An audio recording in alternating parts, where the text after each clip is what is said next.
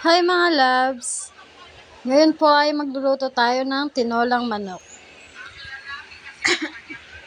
Ito po ang ginagawa ko ay hinuhugasan ko muna ang karne. 3 times ko hinugasan mga kalabs. Ito nga po ay nagiwan na po ako ng pangrekado, sibuyas, bawang. Yan po. Hiwa-hiwa ng bawang. Yan na po, nakahiwa na po ako. Una ko pong sinalang ay sibuyas. Pinainit ko po muna yung mantika.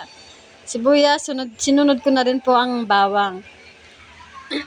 Ito nga po, nung papapulahin ko po yung mga rekado at sabay kong ilulunod, ilalagay ang karne. Ito po, nilagay ko na po ang manok sa ating kardero, mga labs.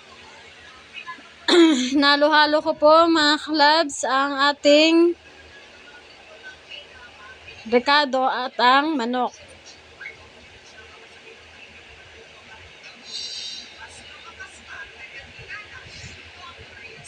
Yan po mga kalabs.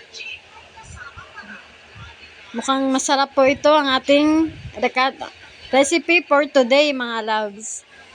Paborito namin lahat, mga adobong manok, mga kalabs.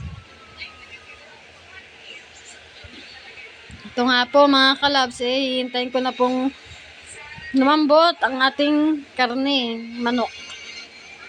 Ito nga po at hinalo ko muna, pati kasama ang mga rekado.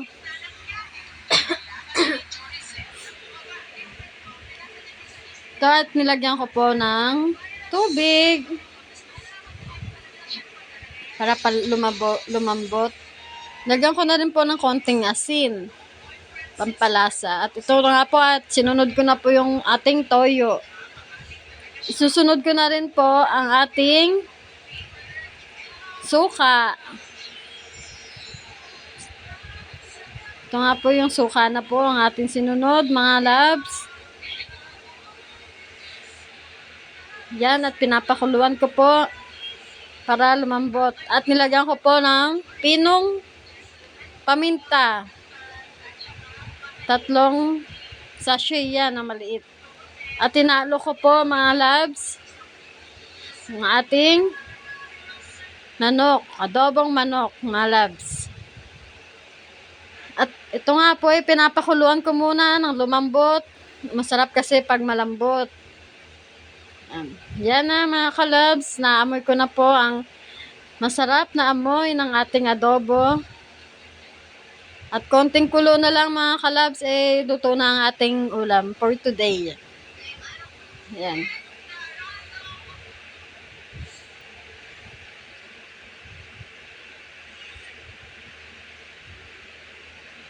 Yan na nga po mga kalabs, konti na lang maluluto na ang ating ulam for today. At ito nga po mga kalabs, nagsandok na po ako ng ating ulamin for today. Kain tayo mga kalabs. Thank you for watching my videos. Goodbye. See you tomorrow.